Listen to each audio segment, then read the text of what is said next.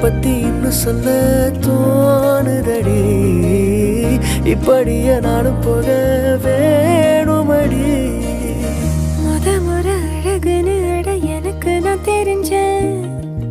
ஒரு முறை உன நெருங்கையில் பல முறை தொலைஞ்சேன். எப்படி வந்தாயோ புன்னகை தந்தாயோ, எப்படி வந்தாயோ என்னையும் கொண்டாயோ. எண்ணங்களில் எந்நேரமும் யோசனைதானே, தள்ளாமலே தள்ளாடுற நானே.